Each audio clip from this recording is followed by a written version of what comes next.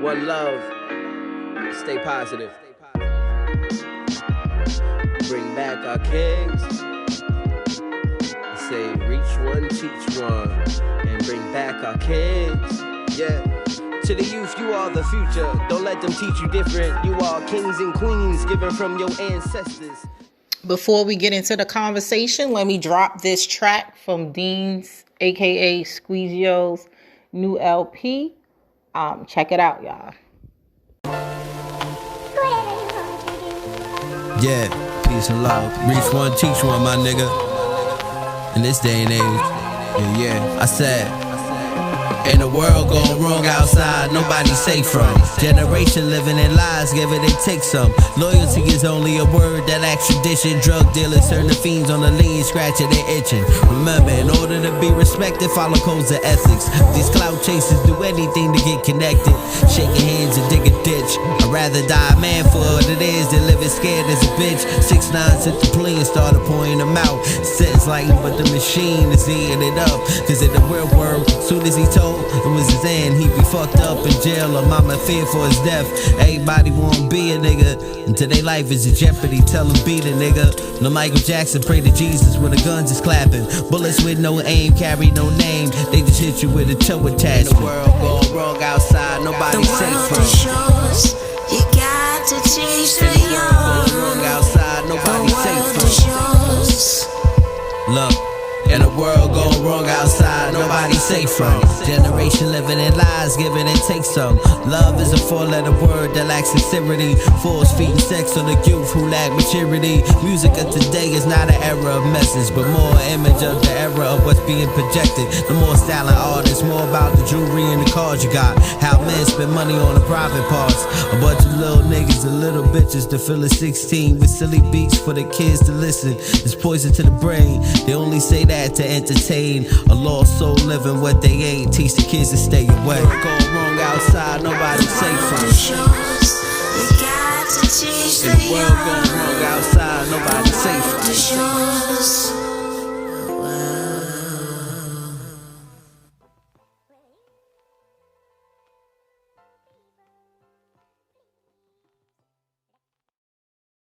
Introduce our tonight's guest, Mr. Dean Chesson. I'm calling out your government. That's fine. That's fine. I don't hide. He's a very, very talented brother from Staten Island. I've known him for the half of the duration of my whole life. Exactly. Right. So we all know that Bring Back Our Kings is about uplifting and inspiring, right? But we also want to showcase positive Black brothers that are doing great things for the community. So that's why we got Mr. Dean Chesson on tonight's show. Without further ado, I'm gonna let him introduce himself. So it's all yours, brother. Go right ahead. All right. Yeah. For those who know me in the flesh, yeah, I am Dean Chesson. Those who are familiar with me on my music, and I go by the alias Squeegio. I've been rapping since maybe about 12, 13 years old. I finally decided to take it from a hobby to really doing something, I would say about 2009, 2010. And like ever since then, I've been on like a roll, you know. It may not be major, but I always look at it as a step is a step.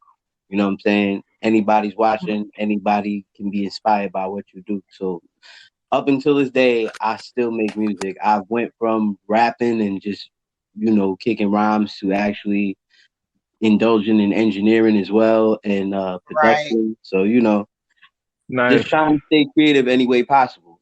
Just like that. That's what's up. Right. And what's great about Dean, I'm not calling you Squeegio, never call you Squeegio, but what's great about Dean is that his rap is he's rapping about real life shit. It ain't no bubblegum rap. It ain't none of that shit that y'all be hearing nowadays. His rhymes is about real life shit, not only his story, but it's relatable to what we go through in our communities. The trauma, the broken up households and things of that nature, the things that we deal with every day in our community. Dean, can you tell us and tell the audience what's your inspiration behind your music, and why did you decide to take it from a hobby to the next level? All right. The inspiration just basically comes from the background. I am from Staten Island. I'm from Venice Harbor Project. I lived there for a majority of my life. And, I was in the mix of a lot of things. I'm not going to be out here and say, I was some wild out thug. I would say maybe unsuccessful, but just the fact of the matter of knowing and seeing the element, having knowledge of what's going on. My father and my mother, they were very prevalent in my life. Although, our relationships may be different at some time, they were very prevalent people in factor of making sure that whatever I wanted to do and whatever I wanted to chase, whether they agree with it or not, go for it. Don't let nobody stand in your way and take it. So Right. what made me realize I wanted to take this from a hobby to really doing it is because, I pay attention to the game, and the game for the past couple of years, it always changes, and things always move real recklessly. But one thing I've always noticed, no matter what, whether it's underground or mainstream, it's a very lack of, I would say, consciousness and just enjoying music. A lot of these dudes, especially in the new era of waves, everybody's copying the Griselda wave and West Side Gun.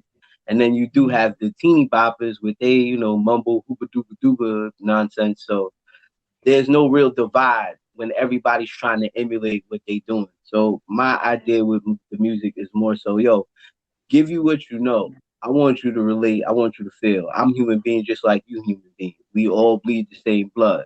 So if I could go through something and you could relate to it, or if I could spread something just to give you a gem so you can see like, all right, maybe this ain't the way for me. Maybe I need to figure something out. Just by listening to a line in a word, as long as you come up witty and sharp with it and you creative with it, it is what it is. My thing is always positive. If you got a gem, spread a gem. You know what I'm saying? For We sure. don't all wind up staying outside in the street and being tough guys every day. At one point in time, you do have to make a decision. Do you want to be that guy, or do you want to venture out and do other things? The only issue is my venture was hip hop. So I took hip hop and made that my thing. You know what I'm saying? I changed my whole outfit because when I first came early on, before I was really making it into like a real deal, I was talking a lot of nonsense, just like the regular. But that was that era in time, where everybody was in the ultra baggy jeans and the super long t-shirt. Everybody had the gun with the click clack and all that. So at that time, that's what I wanted to follow and emulate. But then digging deeper into hip hop, because I love hip hop music. And there's a lot of things that I learned as I got older when it came to the music. I just wanted to change my directives because at the end of the day, you don't want to preach nobody, kid, no negativity. You know what I'm saying? You want For everybody sure. to be on the right page. You want people to follow the right path. Whether you do it the right way or the wrong way, there is a way. But you have to make the divine choice to make it that way.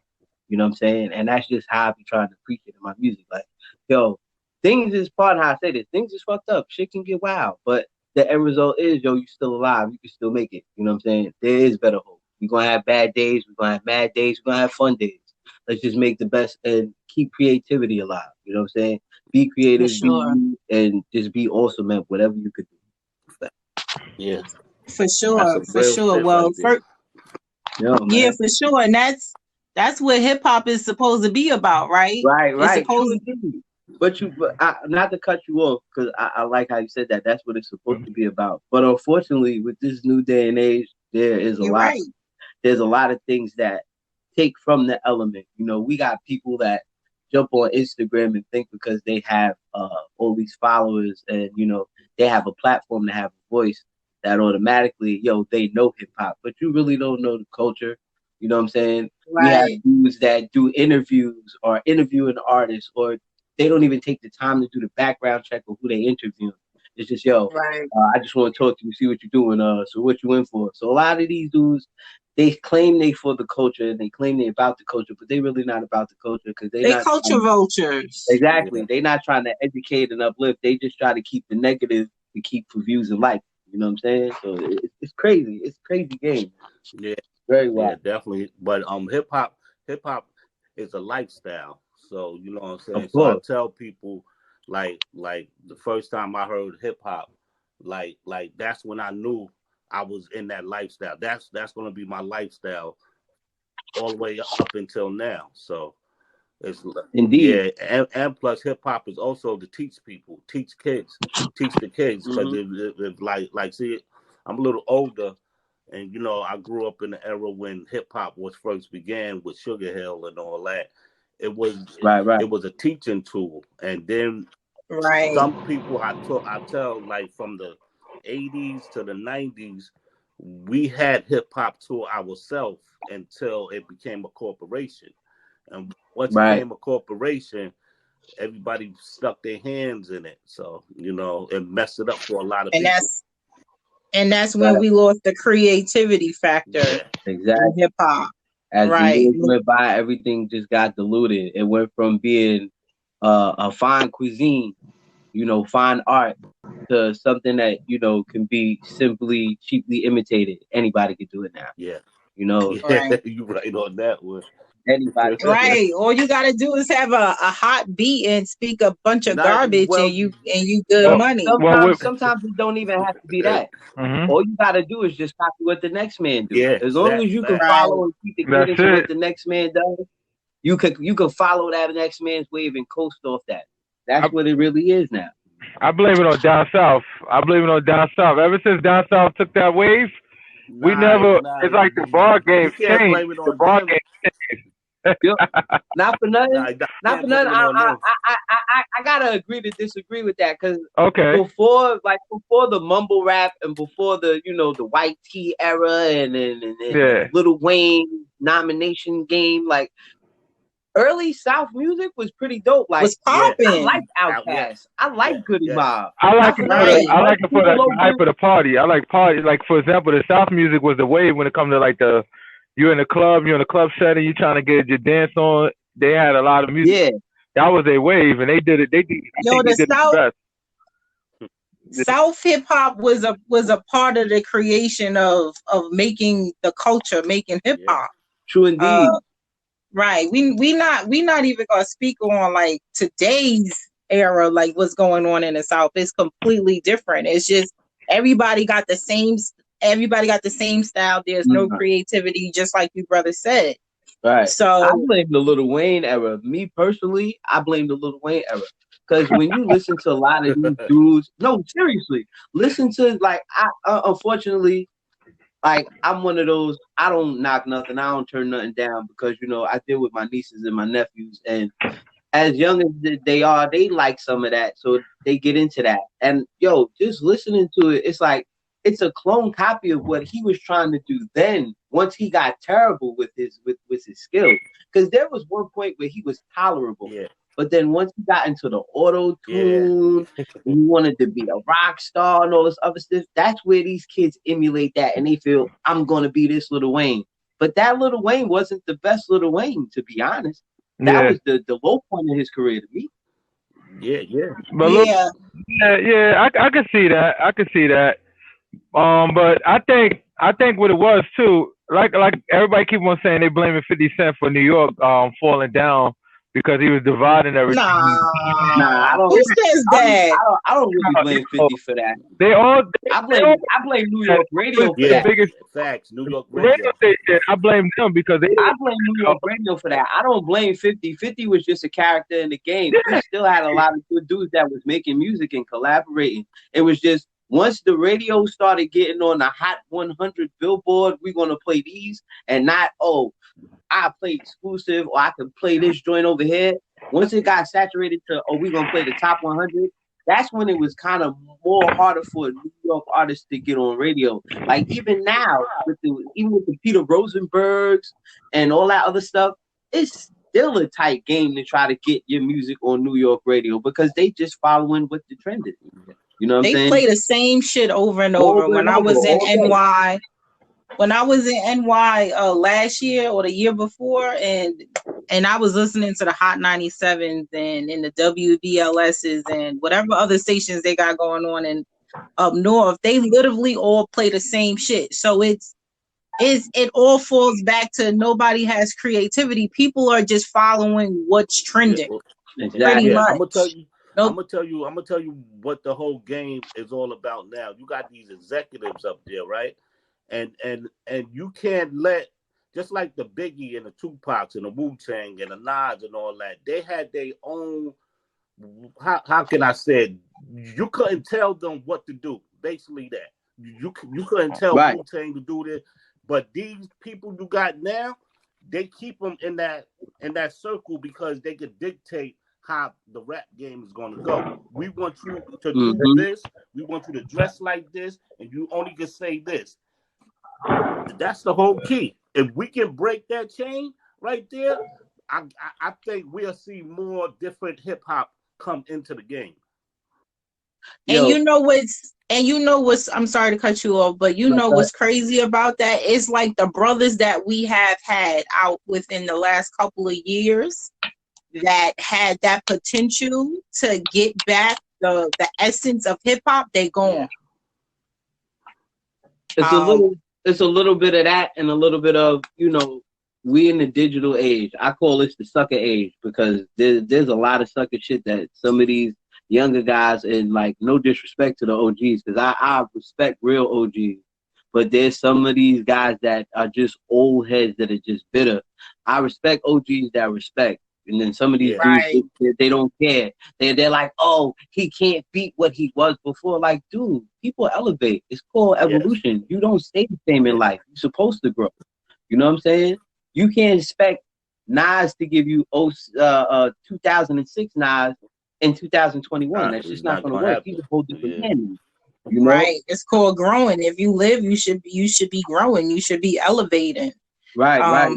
Especially if you're in the entertainment business, you want to capture the newer audience plus keep your current audience. Right. I mean your prior audience. So I don't know. We just got a lot of haters, but I wanted to rewind a little bit. My introduction was whack. So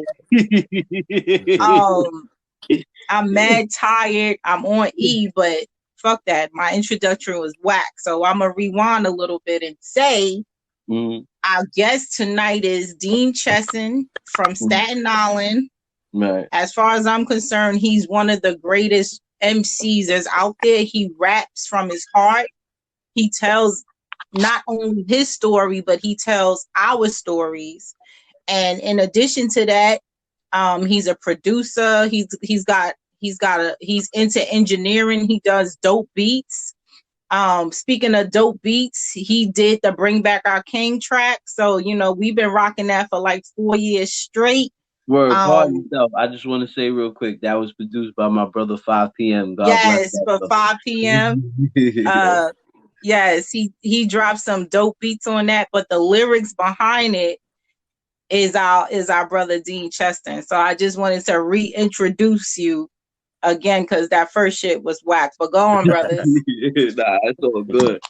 But I want to just touch back what you were saying. I think what the good brother was saying earlier, we need more of a connect to where we're taking over. And I could tell you for a fact, like I would say teetering in this underground, it's a possibility for it, but it's too much crab in the barrel mentality. Yeah. You know what I'm saying? Right. With the crab in the barrel mentality in the underground, it's kind of hard because dudes pin each other against each other. And it's like some of these cats ain't even in the same lane. Some of these dudes are doing exceptional work. Some of these dudes is just copying what everybody else is doing. It happens in the underground as well. There's more independence and freedom in the underground because now you're getting it organic from the dirt. But with the social media and all that other stuff, a lot of things could be manipulated. And, a lot of folks start feeling themselves, ego gets in the way. And then a lot of people don't check for music either. You know what I'm saying? I remember there was a time where somebody would go, yo, you got to check out so-and-so, it's hot. And, yo, you would go check it out. It's rare that you get that because everybody gets force-fed the same old shit. The same shit. You get tired of it. Right. The only good thing. But I also. Go ahead.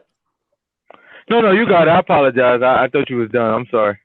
No. I just want to say, like, just like with the music back in the 80s and the 90s and up to now and everything, we had the same problem that people's having here back then. So, like, I'm trying to say the golden era wasn't all that good. We had whack artists, we had whack groups and everything. It's the same thing that other people try to bite off of other people. But the only thing we had back then was people, you could tell Big Daddy Kane, you could tell Rakim, you could tell De La Soul, you could tell Public Enemy, you could tell, and plus their shit was good. But you got some of these up and coming rappers now. I like some of them. They sound good. And you know what I'm saying? But you got some of them that's like, what the fuck he just said? Yep. Like, what are you talking about? But I think it's an era difference too, because you know the slang language changed over time. So some things these kids be saying, you think they're not really speaking words; they're actually speaking slang to their hood. And I have my son because he's in the era. My son's a rapper. He's 19. So he was just breaking down I forgot the name of the rapper. He was just breaking down everything he was saying. I was like, damn, he actually is speaking English, but it's just in so much of a weird way. And I got looking at it like, what the heck is this? But this is one thing I want to say about the rap game that changed, and I think this is the good direction we went. Because a lot of people can get social media involved, they can have an audience before they go to a label if they even decide to go to a label. So now a label can't just give them any old number now. So if any rapper out there is getting dissed by a label that's giving them a little bit of dollars, it's because they're not doing their homework enough, because all the information is there. So if you come in the crowd, you already got the crowd, and you just need the funding for more exposure. Now you can get whatever money you want from the label now, because they already know that you already got a following. They don't have to promote you as much. They don't have to put you out there as much, because you already got your peoples. And that's what I think changed. And I think I see a lot of people starting to have their own system. It's different now. Back then, everybody was taking a 360 deal, anything they could get. Now, everybody's starting their own label. It's independent. So I guess you gotta look at it. Either you want more exposure, or you want to be able to get every dollar that you make from being independent on your own. So it's a long way for independence, but yeah, you're right on that one. You're definitely right. And plus, I agree. We need to bring our own, like everybody that's going independent. We need to come together. And I ain't trying to say no names out there, but other people that got the money, we need to come together and do our own black network and everything. We need to start that soon. That's a fact. We're gonna be lost. Really gonna be lost 10 years from now. It's like, who's really getting all this money? Who is getting all this rap money right now? Hip hop money. It's not us. The white executives sitting on their ass. Exactly, doing nothing, man. Collecting every change. But if you ain't doing it on your own, they definitely collecting every last dollar. Yes. But that's not new under the sun. Unfortunately, if you understand, when it comes to our culture, they exploit every aspect of us. We're the only race that get exploited on every level. And which, if they didn't exploit us the way they did, that's because we survive. Yep. Right. Every level, every aspect, everything. We the creators of so much stuff, and we don't benefit from nothing. We get a few crumbs while they get to live off of it. Right. Then there's a lot of crab in the barrel mentality too. Some people, it could be a look. You look like you doing something good, and it's like, nah, I don't want to partake in that. I don't do that. I just don't like that. Like, too much negative energy, too much negative vibe. And I'm sorry to say, but there's a lot of that going on in Staten Island. I know so much talent come out of that borough. I know so much talent that comes out of all of us do. I love my borough, man, and I look at it like this. I would say this. There are the younger guys. I would say more of the younger guys that are getting out there on the forefront of the platforms, like the real platforms. Like, there's this one kid, he just blew up with the Whoopie song. And then there was another kid maybe about 2-3 years ago. His name was C Black. He did okay. I know. I know. Dope. Like, they're dope. They're dope talent. The boroughs behind that. They gotta stop going to jail though. He got to Yo, see man. Black means That's another right there. conversation. He got to stop going to jail. He had to stop the violence thing. I like the positive thing he put out there to stop the violence, and he put that out there. He was working with the police department at one point. The next thing you know, Right. The hands up, don't what the heck? Yeah, I remember that. Nah, he's a very talented brother, man. I look at it like this. A lot of these dudes out here, not just them, there's on the underground too. You got the second generation Wu kids, Intel, Ugard son and Meth son. You got this kid sticking ahead. He's one of Kool Kim's proteges. Like, there's a lot of dope talent. There's a lot of talent. Yeah. And it's like, in certain areas, it's a situation of if we're not on the same team or we're not familiar or we're not from the same neighborhood, it don't always work like that. But I will say this, when it comes to this music shit and it comes to unity with a borough, if there's something really strong, then people will run behind it. People will support their folk, you know. You just got to have the right people supporting you. Because some people will just support you just to watch you blow. Some people will support you just to wait to see you do something. Then as soon as you do something, oh, well, that nigga wasn't know about that anyway. So, you know, you just got to know what kind of energy you bringing in your cycle, you know. And I always try to big up the new talent out here because there's so much dopeness, man. So much dopeness that either it's swept under the radar or it's just the fact of they don't get the chance to get out more and expose, you know. They don't get a chance to see the elements of certain things.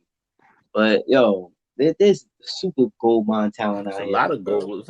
It's a lot of gold talent out there. Just like when I started doing the building movie and everything. I'm from Park Hill anyway, Red Dot, and you know. So when I started doing the building movie, I fucked with the youth out there. I got all the youth that was on the block, like robbing and selling and all that. I snatched them up and said, "Listen, I want you to do this on film, not do it in real life, because there's no do-over in real life. If you get caught with a gun or you shoot somebody, you're going to have to do that time." I said, if you do it on the movie scene, at least we can do it over and everything. And a lot of them graduated and came towards me. Like, I don't know if you know Chunky from Park Hill. He's a battle rapper. Yeah, I know. Yes, I'm very familiar with him. I'm familiar with him. That's my nephew, and I'm cashing them. You know what I'm saying? I put them in the building movie, and they like Will Smith and Martin. When you put them two together, they can act, and they didn't know they can do that until they had the chance to do it. But you got a lot of OGs out there is not coming back to the hood and try to uplift the youth and everything. No, they sit there and be like, "Oh well, I made it out of there. I'm out of it." They on their own. I got uplifted by an OG, so that's what I'm gonna do. I'm gonna uplift my OG people from Staten Island, and I live in all sections of Staten Island. So, you know, I try to help. For sure. That's an imperative point right there, right? That's not happening no more. There's nobody going. There's no OG knowledge. There's nobody even dropping the gem. Like, even dudes my age, certain dudes, you get a chance, you know, you could drop a gem. But then some of these dudes, you want to know what it is? It's like the old school, the razor that you gotta, you know, it takes a village to raise a child. You know, since the era changed and everything like just went straight digital, full pocket. Everybody's private. Don't talk to me. Don't say nothing to my kid. It's like, that's when everything went left. You know, some dudes don't even want to deal with you just for the fact of. You're right, but that's what we got to break and everything, because you know, Staten Island is small. Everybody know everybody. So that's a fact. Like if I go to the harbor, I'm good in the harbor. If I go to the west, I'm good in the west. It's just like we don't have that no more with the youth. The youth is like I know some family members is banging against their own family members. I'm like, wow. I'm like, yo, y'all know y'all cousins, right? Yeah, like, yo, that don't even make no sense, man. They still doing that shit in 2021? Get the fuck out of here. Listen, special, and special in Park Hill. It's a little war going on over there. Crazy right now. So that's crazy. But all of this is a learned behavior, right? For the most part. Well, so you're absolutely right. It takes the older folk to go, yo, my man, yo, not for nothing, you need to take that. You need to chill out. But some of these dudes, yo, they not either. They're not trying to listen. I'm not. That's part of it. Some of these young Yeah. dudes don't want to listen, and then you do have some dudes. It's like you could drop the knowledge and the gem on the good brother, but rather give him that knowledge and try to feed him something to make him grow on. You would rather feed him negativity. You know, keep him on edge. Nah, fuck that. Keep doing what you do, kid. Nah, you don't need none of that. Nah, you should be teaching that man. You're not for nothing. I feel you. I get where you're coming from, but yo, check this. Maybe there might be another alternative for this. Or nah, you ain't even got to go that route. Because certain shit just don't make sense. And and not for nothing, these dudes will, yo, it is what it is. I'm going to promote it and keep it on edge and keep that energy going because ignorance is bliss, right. man. And plus, you got the OGs that's trying to run with the young kids. That shit I don't understand. Right. Calling these young dudes big bro. Like come on, man. There's no way in hell I'ma call a young nigga the big homie. Like who the fuck did the fuck? Like y'all fucked up, right? Like it's no way I'm the big homie. Like come on now. Like nah. And you know, and you got them old heads out there that trying to relive their life because some of them wasn't G in the streets. So when they see the G people that's really gone or in jail or dead, they coming aboard and be like, yeah, I used to do this. I used to be in front of 160. No, nigga, you was upstairs in your window looking at all of us. Now, all of a sudden, you want to run with the little niggas. That's a fact. With the little niggas and, man, come on, that shit is crazy. For real. Yo, it's like that verse on Nas' Second Childhood, where he was talking about homie that he just came home from jail kicking in his mom's crib type shit. And that's what's happening on Staten Island right now. The girls too. The girls is running around. They 50 years old, running around with 26 years old. Come on now, like man, our whole shit is fucked crazy. Up. That's why I said Staten Island is different, but we're not here to talk about Staten Island. So Dean, give us a timeline, or no, not a timeline, but speak on your most recent projects that you got going on and what they mean. What they mean to you and what could we look forward to? All right, boom. I'll put it like this. I'll just make this short, simple, easy, and I'll break down each project. But these is like the top 4 or 5 that I would say if you don't know me or you're not familiar with me, this would be the key points in my catalog that you would want to check out. And this is not just from my words. This is from public opinion. I'm not just going off my own shit like, yeah, this is my shit. Nah, I'm going off what people have walked up to me and told me. Definitely PS44. PS44 to me was a big deal because that's when I really started like wanting to take this shit serious, you know, and I realized, yo, I gotta step away from the goofy shit and, you know, try to be more creative. And not for nothing, that project kind of put me on a platform to where Wait, it put you on a map. No, I mean, I would say it kind of did put me on the map because a lot of people caught on to me that didn't really know me, and that's when I started doing shows and other things. So that's kind of like my private baby. But I get a lot of people that love that project, PS44. I would go this project I have. And what's PS44 about? Tell the audience what's PS44. Oh, PS44 is just unadulterated hip hop. That's that throwback shit. You know what I'm saying? That's that era, that good shit. You know what I'm saying? PS44. I went to PS44 from I'd say like 90 to about 95. That's that era, that golden era vibe, that stamp, that original shit. You know what I'm saying? That's where that come from with that. Another one I would say is the Kumite. It's a joint project that I did with a brother of mine called Chief Encore.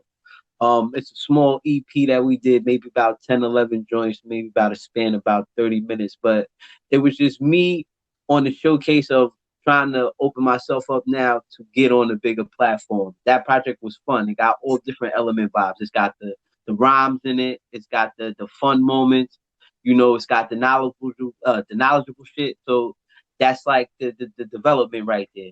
Then after that, I would go with Born Loser. Born Loser is a personal project that's hard, that's real to me because I put myself on the line on that.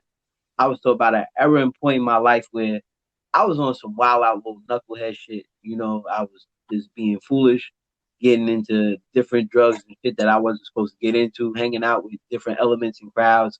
And that shit just was a full pour out of my life, everything from the childhood shit to the teenage shit to even with dealing with life as an adult at that point in time in my life. So I keep that project real close to me. Another project, which is my most recent, is FNTG, which is entitled From Niggas to Gods. The concept behind it, though, is about evolution. I wanted to show that, I'm just kicking this shit, and it's not just rap shit. This is more on plateaus of different shit. Like, I speak on dealing with death, I speak on the elements of karma.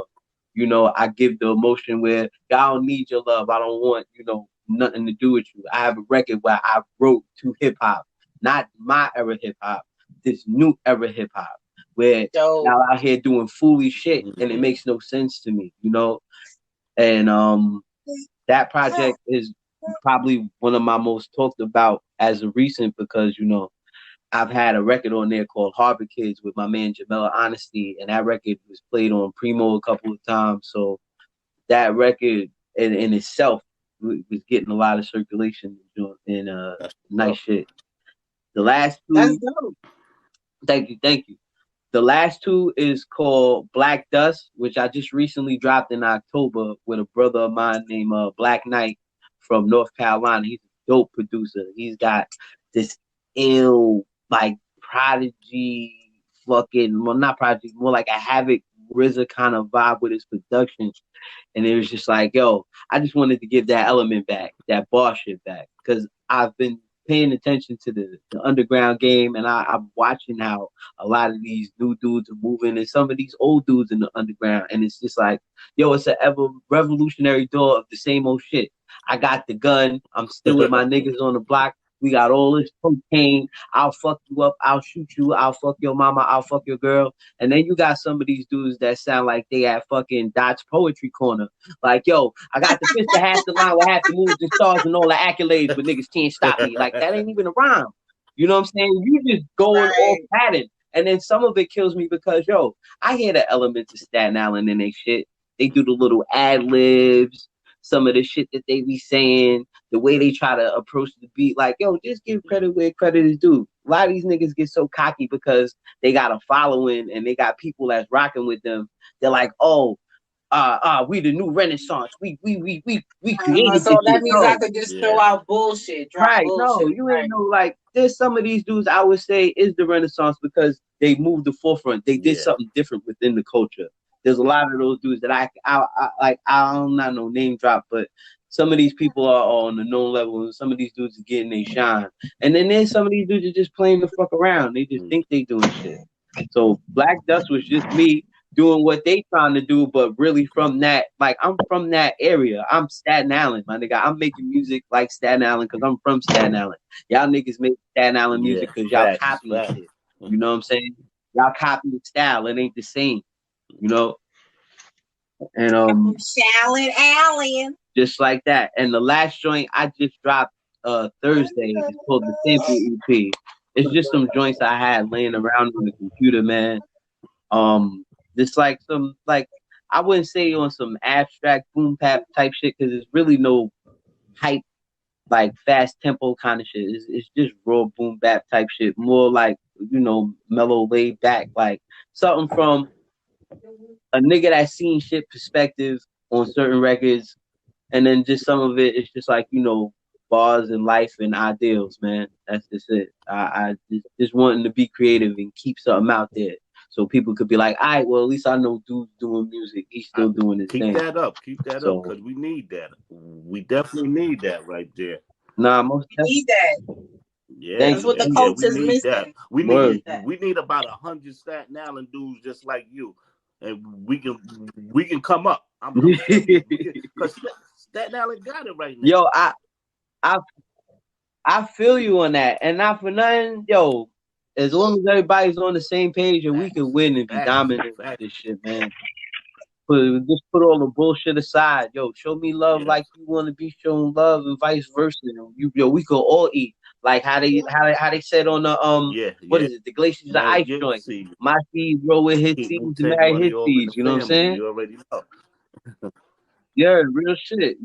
Keep that Staten Island vibe into what we needed. Let's keep our shit and keep it ours. You know what I'm saying? Let's stop letting these other niggas jack our shit. That's Let's true. stop following what everybody else is doing and emulating what this bullshit new culture thinks is the way. Staten Island we always was in the forefront. I'm gonna take you back until what's that club that opened up? Union Square, back in the when Union Square first opened up.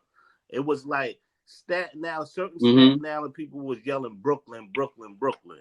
You know what I'm saying? And but my crew, we was yelling Staten Island. We Staten Island all day, every day, and everything. But a lot of Brooklyn attention that Brooklyn got, mostly Staten Island dudes did it, but they don't get the recognition. That's true. Brooklyn was you supposed to be from Brooklyn. Everybody from Brooklyn, you tough and bad. Yeah, so, you know what I'm saying? I remember that. Yeah, I remember. That's the same thing. I'm from Brooklyn rep they set. Brooklyn reps hard. Yo, no that's matter where you go in the country. No matter what the vibe is, no matter what the music is, no matter what they're doing, Brooklyn always sticks together. That's no matter true. what. I can honestly say I say it now. I never used to say it back in the days, but now I say it. I'm from Staten Island. I lived in Brooklyn first, but I lived almost my whole life in Staten Island. So how the hell I could be from Brooklyn if I lived almost my whole life in Staten Island? You get what I'm saying? Once you got more time behind it, then you got to change your game. You can't say I'm from Brooklyn. No, nigga, you from Staten Island because you rest here too long. Now you're an Islander. Yo, Red. Yo, Red, what's that? We went to school together. Right. Yo, Red said something of that nature to me one time because he from Brooklyn. He was born in Brooklyn, New York. but he grew up in Staten Island. So I think he was saying one time to me, it's not where you born, it's where you grow. From. That's the real. Yeah, that's true. That's true. I guess I can say that too, because I was born in the Bronx, and I moved to Staten Island when I was like 11. So I don't know. I'm in between, but I don't say I'm from the Bronx only, and I'm from Staten. I don't do that. I don't really get mixed up in that bullshit as far as I'm concerned. But Bronx is scary though. But I will. Rodents out here. Yeah, I don't be like, yo, Big Pun all day, Remy. I'll be like, Big Pun, Biggie, like, and I'll be like, Wu-Tang. Like, I just like hip hop. New York. It ain't about a borough. It's just, it's New York. You know what I'm saying? Right. 5 boroughs. That's 5 pretty boroughs much it. combined. You know what I'm saying? Look Yo, speaking of. Yeah. Speaking of hip hop, before you. No, I'm sorry. You got it. My bad. I'm sorry. Go ahead. No, you got it. I got twisted. I'm sorry. All right. I just wanted to say to you, Dean, before you got on, we were speaking about DMX because he's in the hospital not doing good. Yeah, I've seen that, man. Yeah, and I was like, yo, if anybody know how much Shayna loves DMX, would be Dean. So just had to throw that out there. That's my man, but he's been fighting with demons his whole life. Right. That was our thing. That was our one thing that we actually had in common that was really, really tight with that DMX shit. Because I remember playing It's Dark and Hell is Hot. You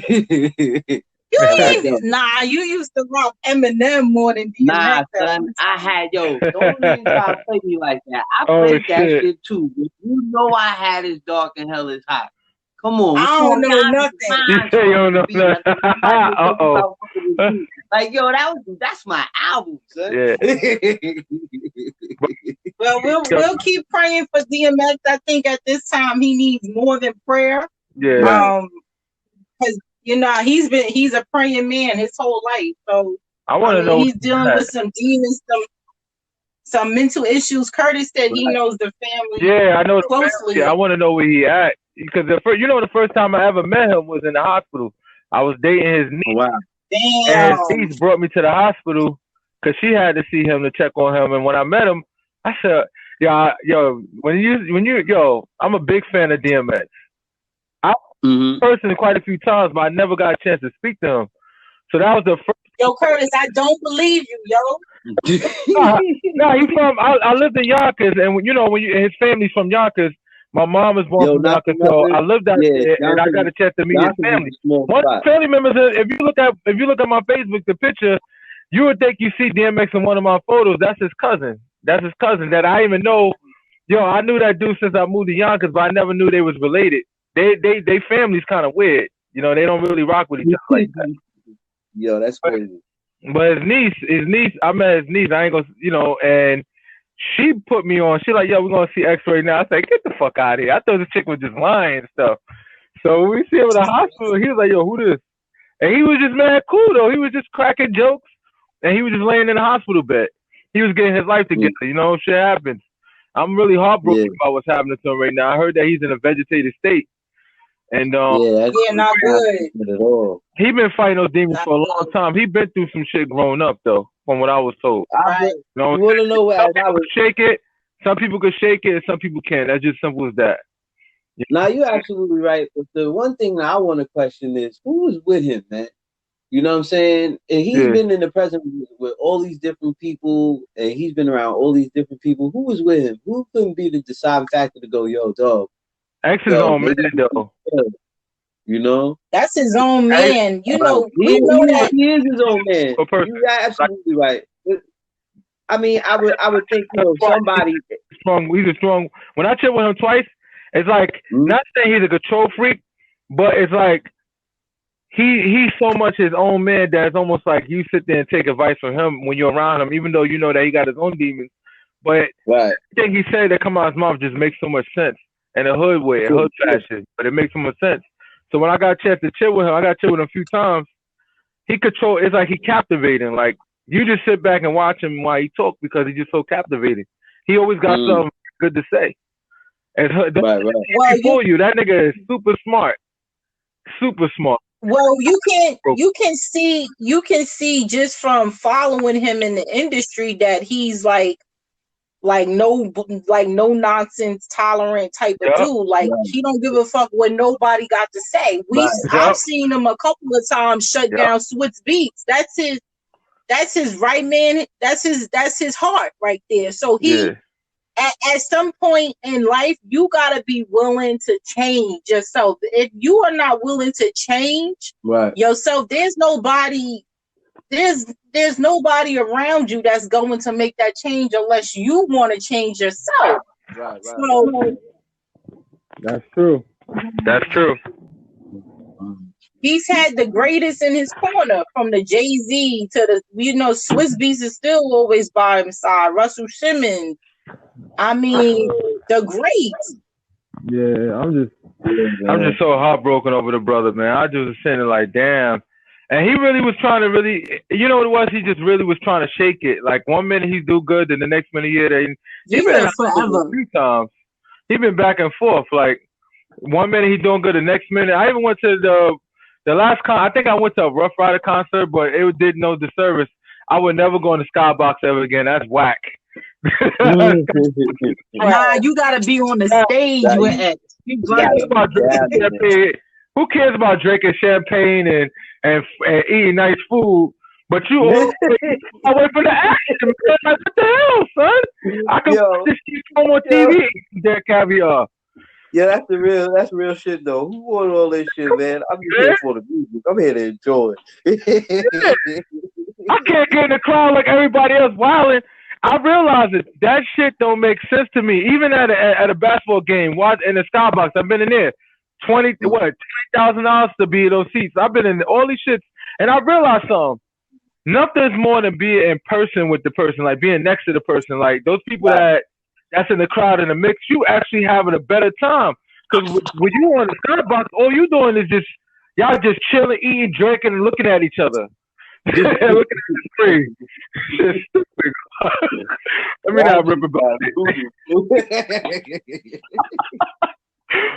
Yo. That was a bad. Thank God I ain't dude got energy. I happened to see him perform. Well, actually, the last show I actually went to was the loud concert that they had maybe like a year ago before all this COVID shit started.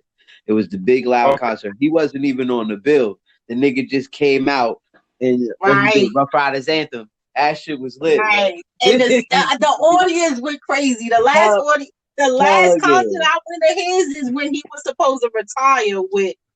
Damn, what's the name of that? His last album that was on the map. Not his last album, but What was that? The Grand damn. Champ? Yes. I went to that concert. It was his retiree concert down at Hammerstein Ballroom. Shit Right. was fire. Damn, the Hammerstein. That's mad long ago. Yeah. The last time I see DMX, But before that, I've been to every other DMX concert. I've been to the best. That dude has been saying he was gonna retire for over a decade. that's what's up. Yeah, he's a legend, man. And we just gonna have to just pray for the family for healing because it don't look like he's gonna make it through this. That's how bad it is, from what it was telling me. And I even contacted his niece. I ain't talked to her in years. She was like, it was funny. She's like, oh, so now you get mad, you don't want to talk to me no more. I said, yeah, that's how it's supposed to work. But nevertheless, she's married too. Hello, how you doing? Actually, right. Yeah, real talk. She's married too, yo. She married. She got 2 kids now, so she's doing good for herself. And I was just asking her questions about him, and she said she don't even know herself. She about to go check him, and that was it. She didn't tell me no more. Damn. Yeah. Right. Well, we will definitely keep him in our prayers and all of that good stuff. Man. We hope you pull through again, X. Hip hop needs you as always, but I want to get back to Dean. So besides your latest LPs, what else you got going on in the community? I know you said you was doing engineering. What else you got your hands mixed up in? Let's see. Well, I do my little engineering, mixing and mastering shit. On my time when I get the time. I don't work with too many people, but I deal with the people I want to work with. You know what I'm saying? The good artists, the ones that I've built relationships with. I don't mind dealing with them. Production's been my other hand. I've been trying to get records like, up and running. I'm not the best producer, but you learn. So I'm just picking and pulling with that. And just creating. Just keep creating, man. I got more than enough shit. I got more than enough of the dudes from overseas sending me beats. So as long as my pen and my brain work, man, shit. Just awesome. That's awesome, giving, man. Anytime I could drop a gem or give some type of gem, give that. That's what that's my main goal with the music, man. Just give you a gem to let you enjoy yourself, have a good time. You know what I'm saying? Right. I'm gonna just step away for Curtis. I'm gonna just step away for a moment, so just leave the conversation. I'll be back, okay? Okay. All right. Shit, man. Leave the conversation, Curtis. Leave it. Oh no, don't beat me up. I have a question. What's you up? Ever thought about because you're into engineering, recording engineering, right? Basically, mixing and creating beats and stuff like that, right? You ever thought about teaching like the youth? I mean, if I could get a hand, why not? I mean, I put it like this: I'm not the most proficient guy, but I have a good amount of knowledge, and I don't mind sharing, man. Sharing is caring. Because what it is what we're gonna start eventually. We're gonna get a 501c3, but we gotta draw up plans first, and I want to get the community involved, and see what we can do to help improve the neighborhood. Like the rap game is awesome. A lot of people fed their family off the rap game, those checks and stuff like that. Right. You got rappers out there that we don't know because they're not mainstream, but they're making millions of dollars. Right. Everything is about exposure. You still can have a decent living off of it, and take care of your family. No, that's a definite fact. Because I put it like this: I'm not on the wild money shit, but I've made some change off music. You know what I'm saying? Just by making sure you get it in the right hands and marketing right. A lot of people want it just for the nostalgia purpose, so they can have the physical. So you try to make your change and do what you can independently. You know, that's just gonna come out your pocket, but the cost is well worth the reward. You know, because sometimes it's not even about the money spent and making the money. It's just the fact of, yo, you reach somebody different. You know what I'm saying? I'll leave out That's the true. house sometimes, and I'll be sending packages to Japan and Russia, and I mean Nice. California and shit like that. So, yo, the reward of that is means more to me than the bread aspect. But there's definitely a way to make change, man. As long as you know you're consistent with your shit and you really trying to get your shit out there. That's true. That's true. And it's a blessing. You're a very well spoken brother, and it's a breath of fresh air to hear a brother that makes a lot of sense and doing things with his, doing things with your life, and you don't have no problem sharing your gift with other people. I think that's very important because in our community we have an issue with letting somebody know something that could benefit them because we're benefiting from it instead of we all coming together. They don't realize that if we all stick together, ain't no telling how far we can go if we have a group, a solid group. Because that's what happened with Wu-Tang. Think about how solid they was. Right. Out of Staten Island. They had other groups like Wu-Tang back then. It's just that they was very solid. Right. You know, they didn't break up. They went and did their thing for a minute at a time, made some albums, some good music. Right. And because they had unity, and that's the biggest thing of all is about unity. Word. The unity and the message, because it was definitely their message. The unity was always the divine key to their shit. But the message and how they delivered that shit, man, I think that's what really sold the people. And that's why they're like the Beatles of hip hop, man, because the message was so deep, man. And it falls into the 5%er and the knowledge, wisdom, understanding, and all that stuff like that. Even but all that applies to everyday basic life. You know what I'm saying? That is basic mathematics. You know, the only reason why I be on I'm not even mean to cut you. What you about to say? No, you got it, brother. You got it. I look at it like this. The only reason, you get information and receive information is because you got the information from somebody else. I didn't learn none of this shit on my own. I've watched and learned some things. I've asked some questions. A lot of different people taught me a lot of things. With that education, if somebody's willing to give me that education, look, even if I ain't the most sufficient, knowledgeable person on it, I could at least give you some type of direction or some type of idea where you should go for it. And the only reason why we don't give that information, I still look at it on the ideal of the 5%er. You know what I'm saying? You got the 85% of the world is dumb, deaf, and blind. And then you got that 10% that has the knowledge and they have the vast things to make it happen. But rather than share the fruit of that labor, they take that shit and be like, yo, I ain't sharing it with nobody. I'm just going to keep it to myself. And that's the key. You know? And that's why we got to give up and tell our Jews. Like for me, I'm heavy into psychology because one thing about psychology and eating right with your food, the food you eat too, is psychology that goes according to your health. Right. Now, if your mind is not right, a lot of people don't pay attention, and I don't understand why doctors don't really talk about it as much. If your mind is not right, it manifests into your physical, and your physical start to turn bad, start to deteriorate because your mind is not right. Your mind, when they say mind, body, and soul, it does really exist, and it does go together. Right. So if your mind is not right, you're gonna start getting physical problems later, like health problems. You're gonna have a negative, and so we got to focus on our possibility. And I try at least one time a day, I do something good for somebody. If it could just be the smallest snippet of thing, I try to make my business do something good for somebody once a day. Right. And I've been on that mission for a while, and it makes you feel good. Like I never thought how good it could feel just to give, knowing that somebody that you gave it to really need it, and they just excited at the fact that somebody looked out for them. And I tell them, once I give this to you, you know what you got to do, right? You got to return a favor. You got to give it to somebody else. Sure, man. So once you get it to somebody else, and it's not in the form of money, it's just knowledge or anything. Right. Each one teach one. Know-how. Yeah. And that's the biggest thing with our community. We don't want to share information with each other. That's why I like what you're doing. You know what I'm saying? I like that you don't mind giving pointers and giving giving information to help people out. And in the long run, that's what's gonna keep you where you at in a bigger position later, because the fact that you looking out, you Yeah, know, cause you looking out for people. We need more people like you. It's very important. Yeah. You know, like Red Dot, he does the same thing. You Mhm. know, he got the brothers up the street to get them into the acting.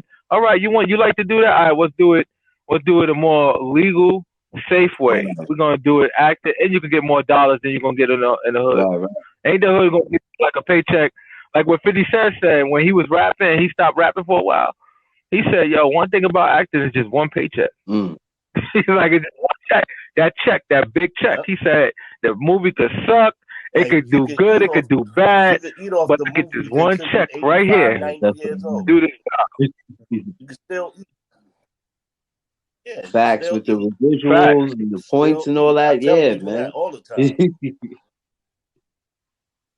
But that's hmm the music. But the music is good because I think with the music, I'm pretty sure if you had an opportunity, I mean, I don't know what opportunities you have. I'm pretty sure you have those, but I'm just saying with music, you don't mind reaching out doing acting if it's relative to what you're doing, Yo, right? not for nothing. I'm good. I would take the chance. As it's not my.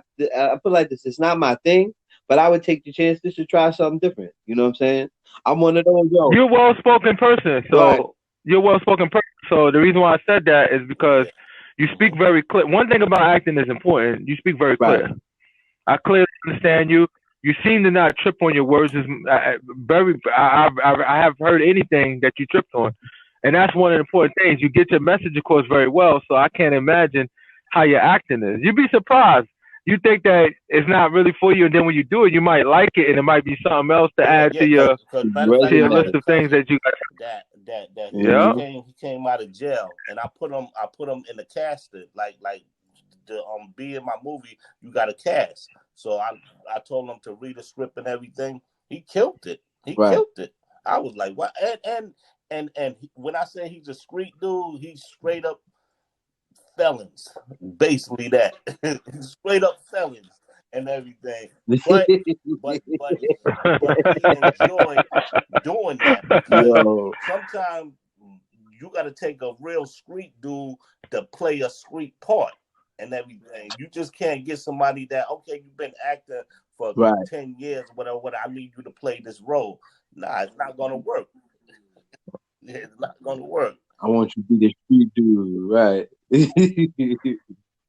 Yeah. look at Tupac. Tupac went to acting in Harlem. He went to acting school. hmm Performing Right, arts. How about that, right? He went to right. performing Before he arts. was even on that type of time with rap. And he wasn't, and on a contest to him, look at all his details. He wasn't really no thug. It's just that he was just with Suge, and that just got him. It was Right. fun That was for just him. it. But the whole idea, he come from a lineage of activists, like activists, and it came out.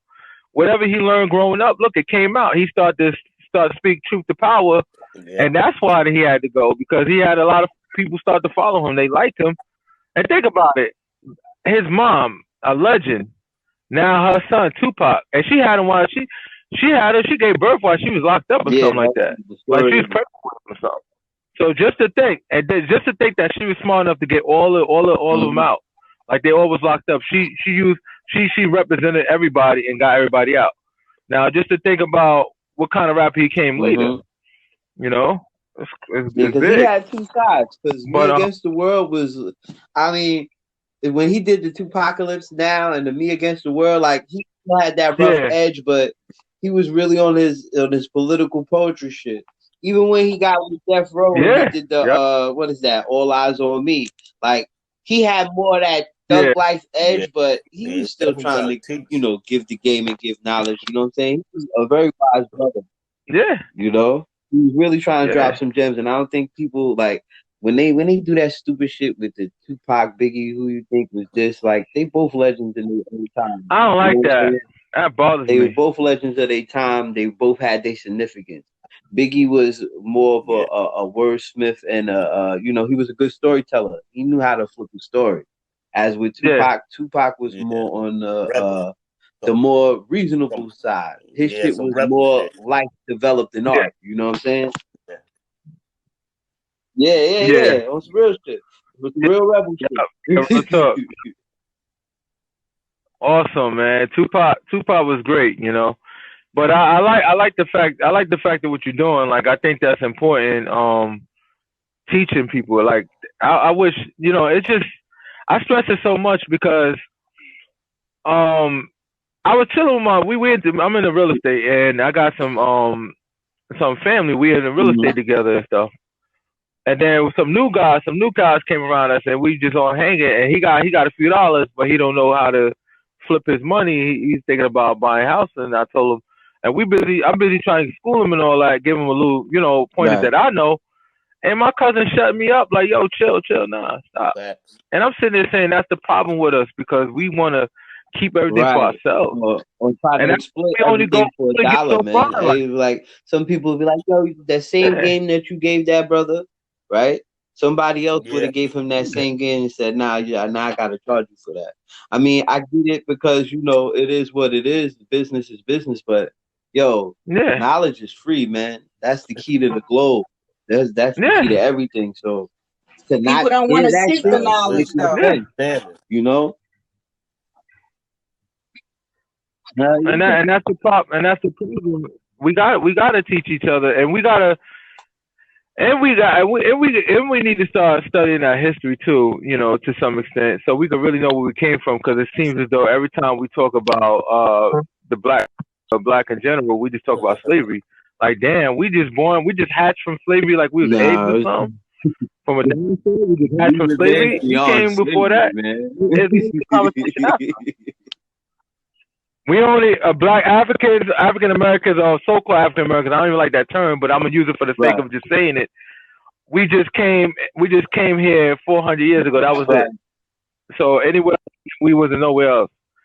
I don't know, man. It's just nerve-wracking. And then I'm not African. I said, all right, so your DNA and my DNA, and then people from Africa DNA that have a lot of same characteristics, but no, we're not African. No problem. No problem. We got science now, so there's no reason why we need to try to assume what we think we come from for whatever history that we got from our parents or whoever told us. No, we got science. We got to suck it down to the fact where we know exactly where region come from. You know, history is important, because I think we would appreciate or have more self-love for each other if we know where we come from. All the good, the gift and talent. We don't even have to talk about Africa. We could talk about the contribution that we made here from the 1930s, 40s, 50s, all the contributions that we made in the 1900s, the 19th century, the traffic lights, the helicopter, all kinds of stuff we made. School. But I think it's important to teach white kids that. I think it's important to teach white kids that and us at the same time, because they're gonna have a level of respect once they learn all the accomplishments that we did. You know what I'm saying? Because when they look at us, we lazy. We lazy. It's deeper than the Peanut Butter Man and Rosa Parks. There's way more shit going on out there. Facts. Yeah, but we'll get it right one day. I'm optimistic about it. I'm not gonna sit there and say, I would never say, we ain't gonna never get it right. I'm not one of those people. I believe that in time we could change. Man, as long as there's still good people in the world, like, this conversation made me realize, like, yo, there's understanding people, you know, like minds come along and, you know, can have good, likely conversation without a real debate, without coming out of character. There's still good people out there. As long as good people still exist, and, you know, the rules of life and how to live still apply, not the shit that they try to teach you on television. Like, yes, survival is the key. You know, money is the key. But, you know, what happened to, you know, respect levels, personality, courtesy, shit that. As long as I really feel there's human beings in the world that will make this change. Not for nothing. As long as we teach the future how to approach it, we won't have no problem. Because they really was going to be the offset and the change of everything. You know what I'm saying? Look at your good energy, and you just hitting it. In my head, it's just going off like a light bulb, bing, bing, bing, like a bell. you just had so many marks. Like well spoken, man. You're a well spoken brother, man. And I'll never compliment people like that. But you well spoken and you're Thank you, bro. 100% I right. come from good stock, And man. it's gonna take time. It's gonna come together. It's gonna come together. It's just gonna take Right. some time. That's it. You know, I'm not gonna say It ain't the end of the I don't want to world. put It's that just, in. everything has its beginning. Look at it like this. This is the end. This is the That's end true. of one solar phase in life and the approach to a new beginning. You know what I'm saying? All depending on how you want to make the story go. Yep. That's it. That's it. We can do it. We can give it some time. Yep. Yeah, but not for nothing, man. I'm just so excited about the entrepreneurs. Like I just ran into one of my customers and he was talking about the business that he's getting into. He's getting up to a makeup line.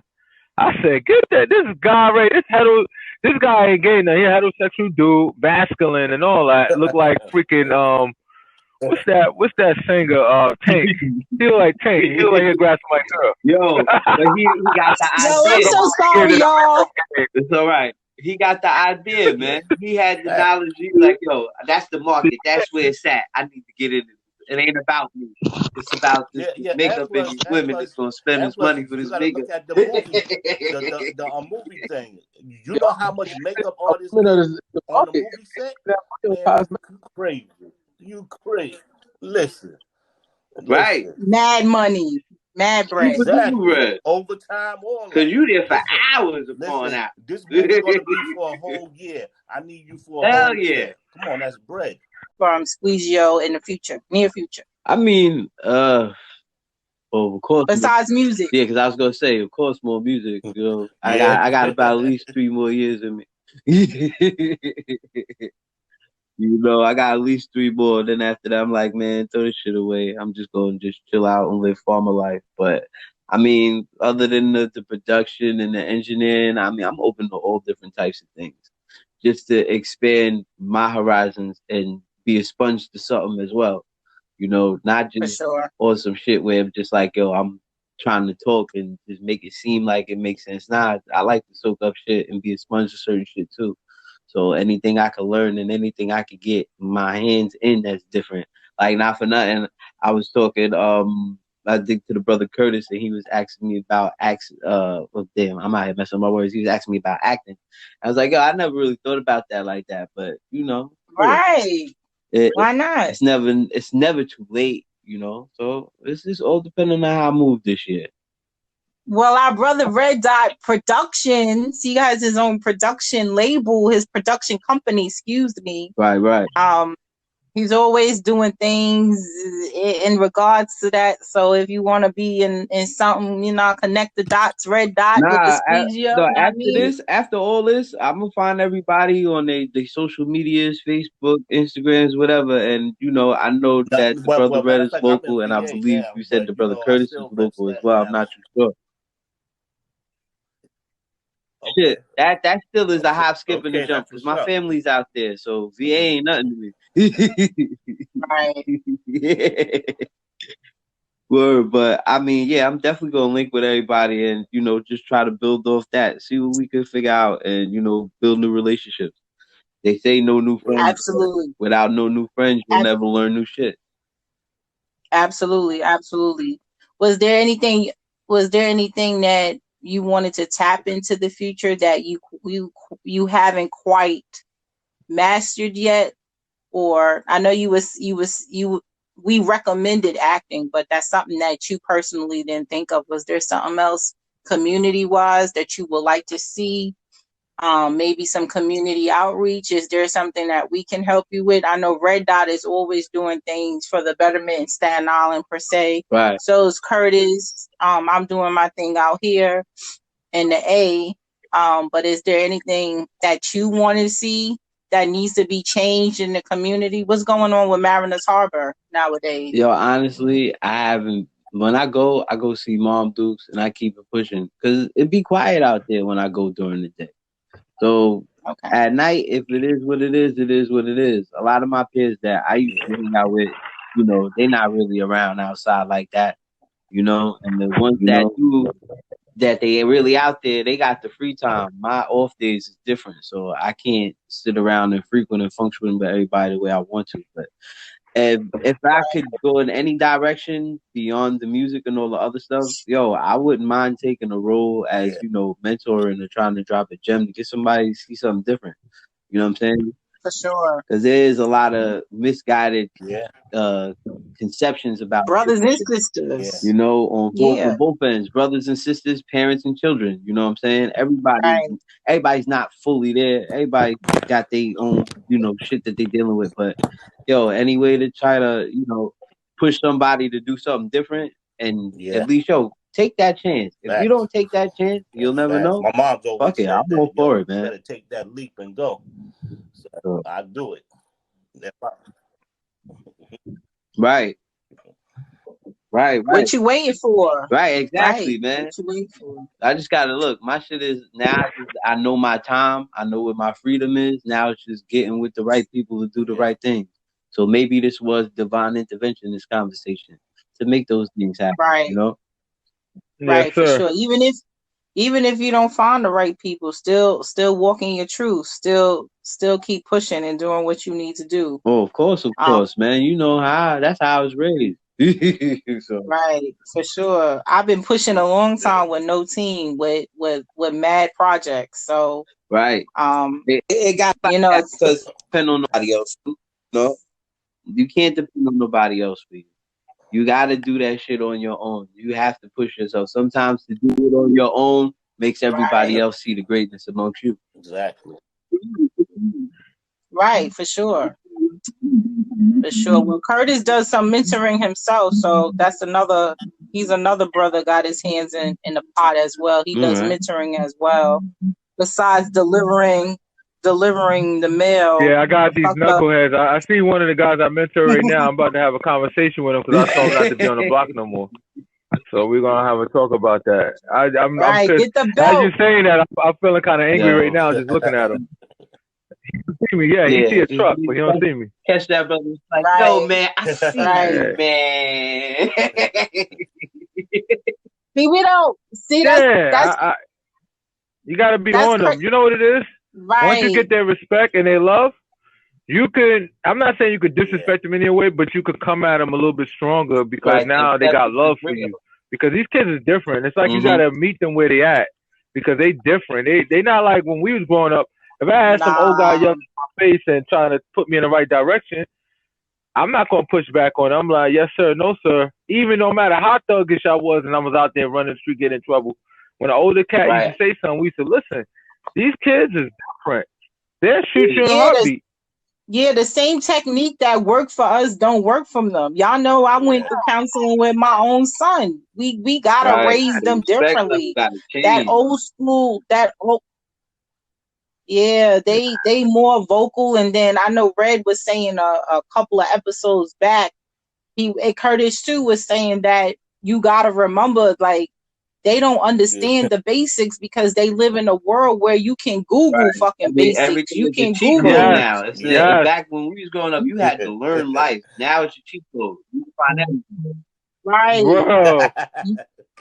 I never seen that in my life. A kid play a video game. Know what I mean? You know how you used to play video games, right? I never in my life thought a kid, instead of him playing a video game, he gonna watch it on YouTube. Yeah, man. Another person playing a video game. Yo, how lazy is that? YouTube videos of people watching playing with toys. Like, what happened? I hate it. Play with the toys. I'm not watching nobody play with no damn toy. That's Yo, crazy. that's all they do. That's all they do. I hate it. Like, they don't have the essence of falling hard on their ass and learning until you know what I mean. So it's completely different. So they're not kicking into your keen senses and shit. But y'all hit it on the mark with the rap game. That's why y'all said the rap game. It seemed like everybody sound the same, and that's exactly the reason. Is because they looking at YouTube. See, when we was growing up, we had Legos. So Legos help you. Legos is also help. It's like exercising your brain to become creative. We didn't have tablets because tablets is damaging to the cognitive development of a kid. if he's not trying to take the time out and do things on his own, he got a gadget that you press the button and does it for him. Right. His brain is not working. So in our cases, we have creativity. So that's why you had more lyrical geniuses back in our time versus now. I'm not saying I'm not knocking none of these kids in their eras. Some of their music is fly. I could rock with some of it. Right. But I understand the reason why, and a lot of it is just a lot of the same repeated gurgitate. Like if you just sit there and listen at a radio station, turn to any radio station, they play 5 different songs. Right. You're gonna think it's the same rapper. They all sound the same. Everyone sounds the same. Especially here in GA, they all sound like the Migos. Like, what the fuck? They all sound like the Migos.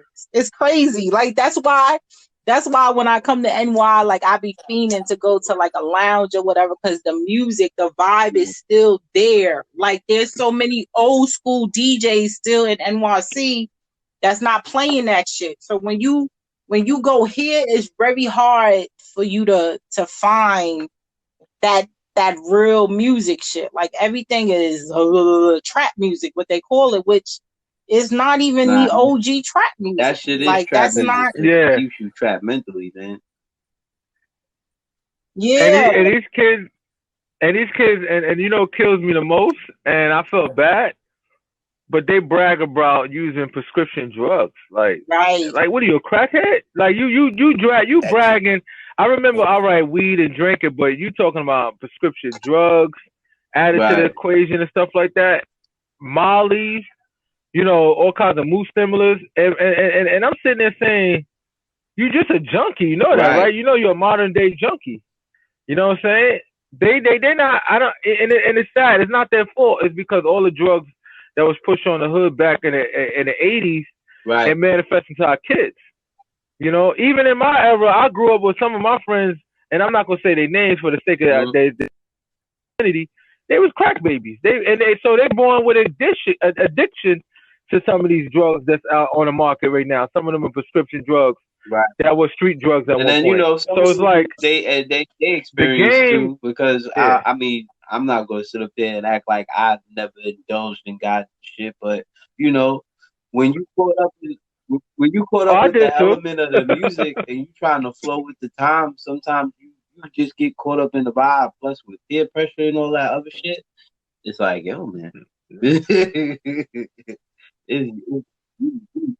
I tried it all. I ain't gonna sit here like I'm a saint. I tried Sitzer. I could put it out there on the line. I tried it at least one time because I wanted to see what all the fuss about. Now the Molly, I would never try that ever again. I didn't even know it was a Molly. This young, I was chilling with these because I was, you know what it is? Like I said, I'm mentoring kids, hood kids in the Bronx, and I'm trying to meet them where they at. So it's almost like I got peer pressure to try to be down with them. It's like reverse psychology. These kids reverse psychology my ass. But nevertheless, I got their respect and I got their love now. Like, I got their love because I was just chilling with them like a homie, and then I start schooling them. Once they got comfortable with me, now I start letting all that old man's wisdom come out of me and try to school them and do the right thing.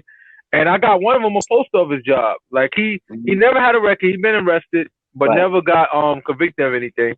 I was trying to get him to do something different. I didn't want him to do what I'm doing, but he just said he just want to work. He wants a career. Just want an opportunity to make some money legally, right? Yeah. So I'm not gonna knock it, and not for nothing. In the Bronx, I can't speak for other boroughs. This job is a hustle. This job pays some bills. When I tell you, there's a lot of work out here, and you can hustle if you want to go to different stations, get that money. Yeah. So it almost feel like you're in the game a little bit. Except your check ain't coming every day; it's coming once every 2 weeks. Nah, you know what I'm saying? But it's just a start. It doesn't mean that you need to be there. And I even tell the guys in my job because they know I'm into real estate. He said, "Yo, you plan on leaving the post office?" I said, "If the numbers look good, I'm not gonna stay here. Were you crazy? Yeah. You're a slave." I said, "Get that slave mentality out your mind. You don't need to work for nobody. You need to work for somebody until you don't have to." That's why I try to tell these kids. That's the main objective. All right, you need a job. All right, work for somebody. It's nothing wrong with it. Many billionaires work for somebody. Many self-made millionaires did it. You got especially I learned from the Chinese. They did it the best.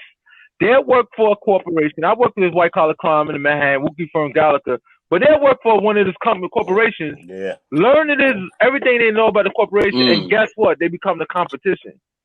Right. You study it. Right. You study it. You study your competition. Right. Yes. Yes. Even McDonald's. You think you can't learn from McDonald's? No, yes, you could. Everything. What? Right. And I think that's what we fall short at. We get these crummy jobs, but we don't even try to learn from it. No. The job ain't that crummy if you took some knowledge under your belt. Now, when you manage your own business, this is how they do it in McDonald's. This is how they do it. They do it like this. It's all about the it's all about the mentality. It's all about the mentality. Like McDonald's, firstly, just right in your hustle. Just McDonald's alone is like one of the biggest franchise companies out there for Black people. Like there's like I think there's recently like 3 Black women that they own McDonald's. Like I forgot what area it is, but they're like the top earners in that entire industry. So we just it's all about your mentality. It's not about flipping burgers or I mean McDonald's got a lot of good ass benefits for college, for entrepreneurs. Yes. For a reason. It's the entry level. It's the point where you walk through the door. That's not your final destination. There's so many other things that you can do. There's so many other things you can branch off. If you got a hustle mentality, the game is always the same. It's just how you apply the game. Every game, you know what I'm saying? So, facts. You said it. Exactly. It's just all on how you apply the basics. If you know the basics and you know how to make it work for you, make that shit work for you. Then take your other shit, make that shit work for everything, and put all that shit in the pot. Right. Listen, I'm really big on entrepreneurs. Some people sometimes may take it offense when they have a 9-to-5 or whatever the case may be, but there's nothing wrong with a 9-to-5 if you're taking that money and preparing yourself for ownership. If this pandemic hasn't taught anybody, if this pandemic has taught anyone anything, it should have been that like we can't depend on our 9-to-5s. We really can't depend on our government because they be mixed up in their feelings about shit and be holding out on money to help the citizens. So when I do get this bread, let me put something to the side and invest in me, invest in my future and things of that nature. I just want people to start seeing that. Even if you're not like everybody is not born to be a boss. All right. So that doesn't mean you can't invest in yourself. That's true. And it's all about taking the necessary money that you have at your disposable income, whatever you got, even if it's a little bit, taking and investing into it. Like I always encourage investing. I do not encourage making money and saving money. I don't save a dime. Everything with me is about investing. You know why? Because saving doesn't do nothing. No. Playing it safe doesn't do nothing. Life is about taking risks. Everybody you spoke to that's a millionaire, I have the luxury of sitting next to mad different millionaires. A few of them is my cousins. And I realized this struggle. One of them didn't struggle. He comes from Silver Spoon, so he learned from his dad. But the other one, he came from nothing, just like me in the hood, but now he's a millionaire and he's getting it. And how he did it? He took mad risks. He took mad fall downs. He fell down mad times. People dissing themselves from him. They said, "Oh, you're not gonna make it." He had the vision. And he knew he was gonna make it. He just didn't know how it was gonna work. And sure enough, it just clicked in his brain one day, and now he became a millionaire. You know, so I know it's possible. The possible is about you only fail when you stop trying. That's it. With mindset, it's not even so much about, okay, I'm gonna get this money. No, it's about your mind. Start with your mind first. Start elevating your mind. Start focus on exercising positivity in your mind and get rid of the negative, and then you can start getting positive return because you're constantly thinking about positive things and you're putting out positive things. What you give is what you get back. We always hear about this all the time, when people say what goes around comes around, all right, so I'm gonna put out all this positive stuff and hopefully it come back around to me. And it does. You ever been in a jam? You know, like you do so much positive stuff for people, but you ever find yourself in a jam and somehow some random person give you a lifeline and you're like, how the hell did that happen? The energy that you gave is the same energy you're gonna return back. Well, you can get back in return. You know, everything's an investment, even your energy. For sure, as simple as it may sound, for sure. Like I worked at, and we gotta stop. We gotta start researching these big jobs too, like Domino's Pizza. You know, their 401k is 3-to-1, and after 2 years you could cash out. Who would think a pizza delivery job? Like I was doing pizza delivery. Didn't know that until I got into the job, and then didn't realize how much money they make. They actually make decent money off of tips. Yeah. They actually make they make with like 4 hours you can make like $300, $400. That's good money. You're not even working 8 hours, you already got 3 in your 100. Because you're getting five. Think about it. You do 20 deliveries.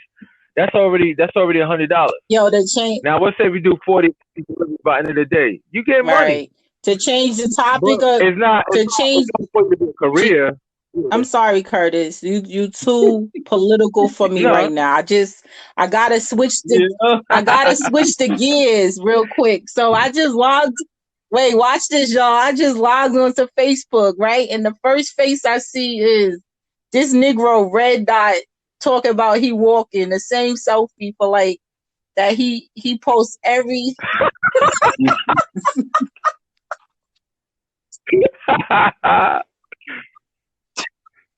Is he even there? You there, red dot? He walking. He probably stepped away. Yeah, he's there. He said it says you. He better be. How you take a picture walking? He better be walking. I was about to say he probably went somewhere walking. It was just a coincidence. It was just a coincidence that I logged on and that's the first face I see and it says cat walking. But go ahead. You know my mind is mad random. I'm trying to get about 26 Nah, that's fun. That's fun though. I'm trying to get it right now. Look, I had action. Yeah, I'm gonna get it. Don't say try, say you gonna get there. Right, for sure. Yeah, get that money, man. That's good though. It's a blessing. It's a blessing that we all entrepreneurs, like we all doing something, and it's not just working at a job. Like and Shane, you said it the best. It's just for a momentary thing.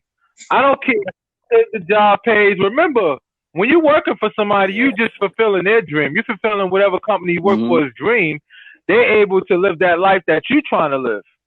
So instead of doing that, you make your money, and then you got to find ways to invest it. I don't even tell everybody to invest into the stock market. Stock market is fun, but to me, the stock market is just a long-term investment for security. So when you get up in age, you could be able to reap the benefits.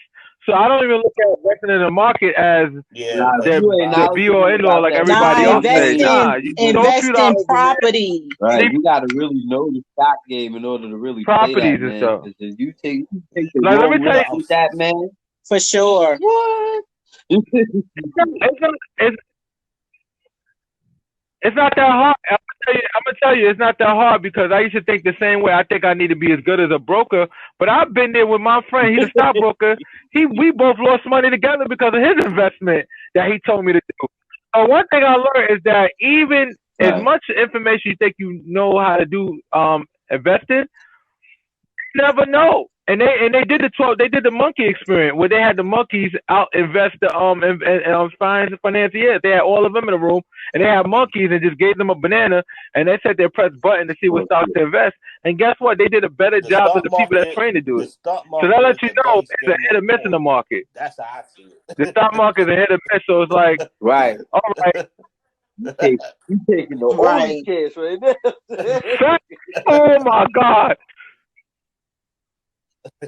My heart is broken right now. You know why? Because years ago when I had Bitcoin, I sold it. I sold mad of it. I had a few shares of Bitcoin. I sold it. I got two shares of Bitcoin right now. But I sold it. I had mad of it. I had like what? 10, 12 when it was way cheaper than what it is now. Come on, 59,000 per Bro, share. What the hell? I try not to get too caught up in it because I'm not as rehearsed as it or, and I haven't taken as much time to really reflect in the stock markets. But what I do is I just keep it simple. Whatever I put my money into, I'm investing in. So like my son with like with Nike, like we got that. Like Apple, Microsoft, the simple shit. Anything that I got in my house, or like I stay spending money with Amazon. So I got them stocks. I'm looking for my money back, yo. So that's true. No, you're doing it right, because even when I sat down with my friend that's a broker and his boss, that's the first thing they said. They say that that's the pitch that they give to consumers.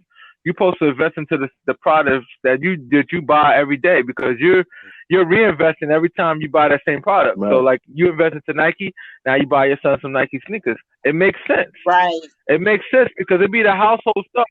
Like Scott tissues on the market making good money. Why? Everybody got to wipe their ass. You know, and tissues are popular. So, it's funny that I said it, because at one point I was like, I wonder what it takes to manufacture a tissue company. Bootleg one in the hood, like Marcel for 49 cents. You know what I'm saying? Just to think about how much money, and it's the little stuff that we don't realize that makes so much money. Think about Star Tissues, how much money they making. They're being a corporation. Right. Pepsi, Cola, what? Right, anything that read the Starbucks, people be caught up on Starbucks, invest in Starbucks. I mean,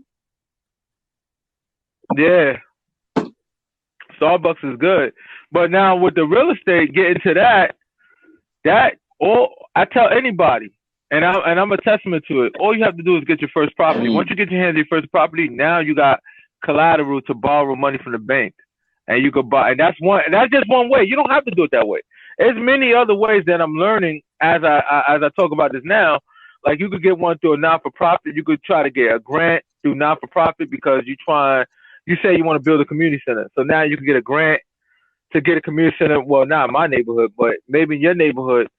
If you put up a business proposal and give it to the government, and they review it, and say that this is gonna make the community better, they give you a grant for it, and you can mess around and get a building and get your 501c3. So it's important that we know about these type of ways of doing it.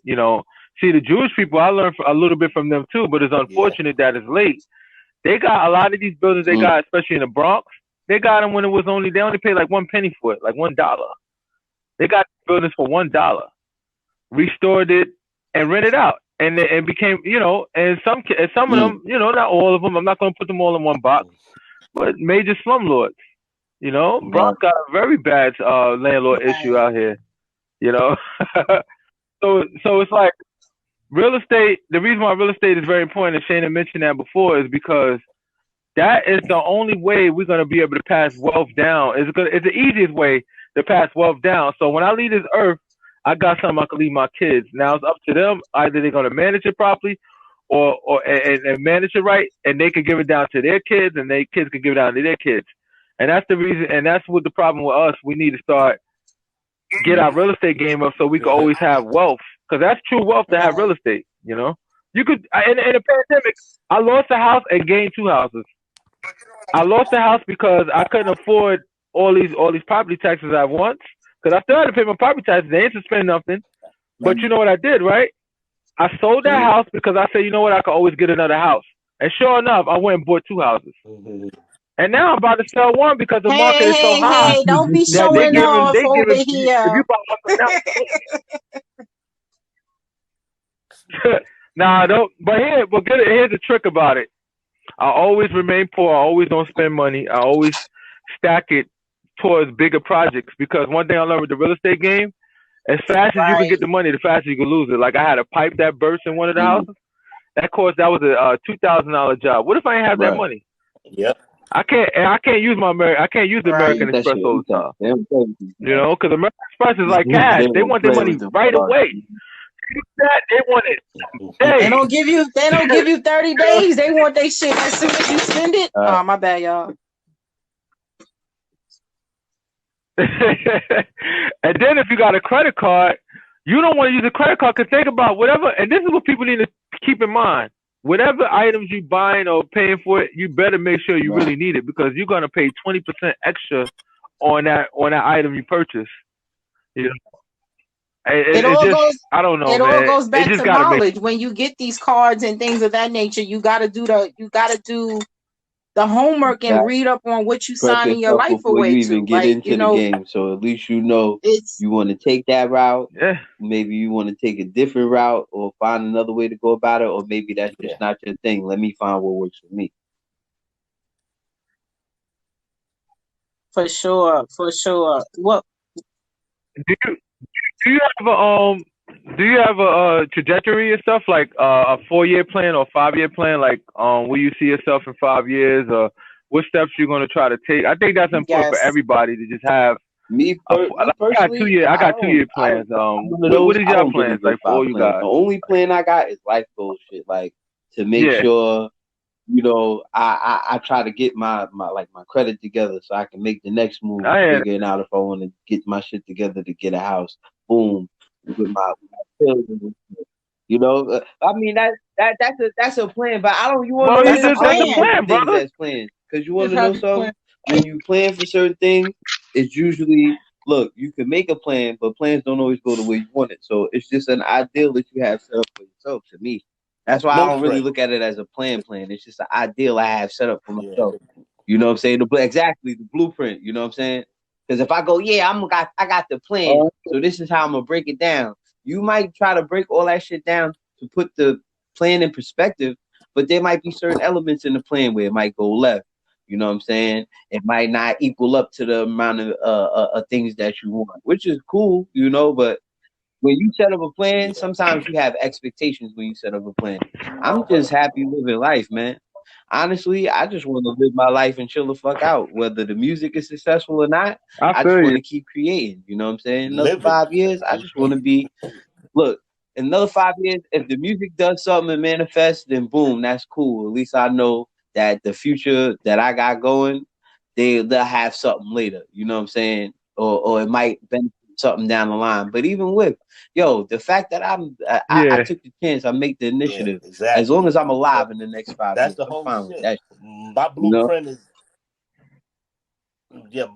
my blueprint is to live, and then that's good. On with my blueprint. Yeah, it's basically that's it. Right, you know. Whatever happens. This life is a roller coaster, man. For sure. Yeah. You just gotta be focused. Well, you seem to be very well put together, so I don't think you would need a physical plan that has to be written down. But I see that you have a mental plan because I just asked you, even though you say you didn't have a plan, you kind of like put everything in together like Legos real easy. So you do have a plan. It's just not something that I like that you don't want to call it a plan. I feel you on that. The only reason why I mentioned plan in general is that plan to me is the way I look at plan, I look at it as a measurement, meaning that and I have a 2-year plan. A 2-year plan, I got to be doing better than what I was 2 years ago. I don't want to find myself in the same position 2 years from now. Right. And then another 2 years down the line, I want to keep on finding myself in the same position because I we're want to try to monitor not my doing growth. standstills here. Yeah. I'm trying. What it is for me, and not for everybody. I need to visualize. I need a plan from now, so I can. I'm not going to allow it. I mean, that's the type of people you should have around you. Not like, what you doing? You slacking? Like, what's going on? Even if you don't got those people that's going to be fully dedicated to push you to your shit, you at least want to be around somebody that is going to be the honest truth to you.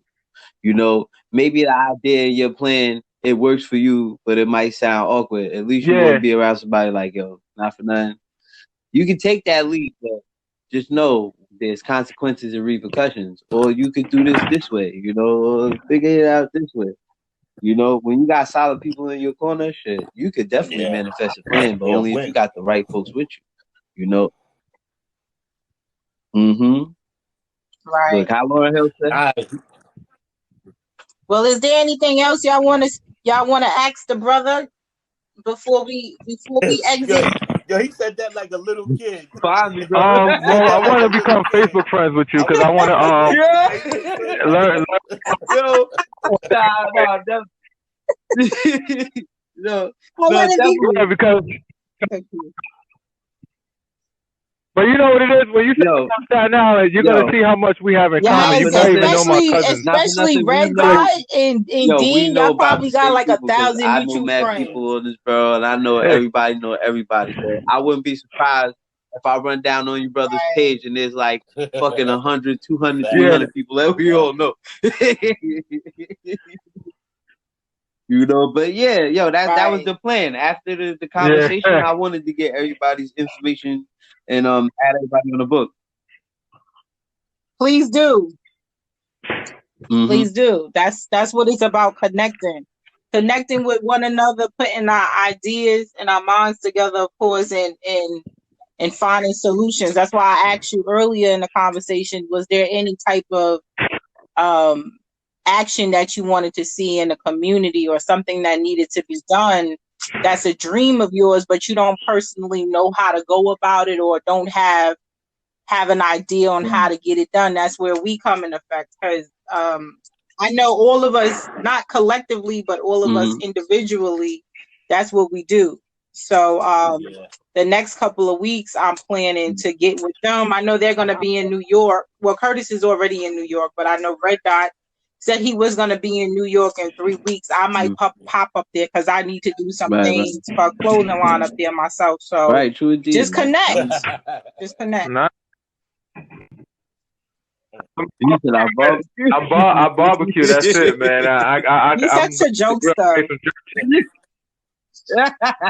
I barbecue every day, man. Like I want to go home now and barbecue, but it's too cold now. Shit, let me know. My propane gonna go out. Yo, Red Dot, if he comes to the South, he will not know how to act. Since he barbecue all the time in Jersey, he'll be out on our porch and shit, barbecuing all day, every day. Oh shit. It's good.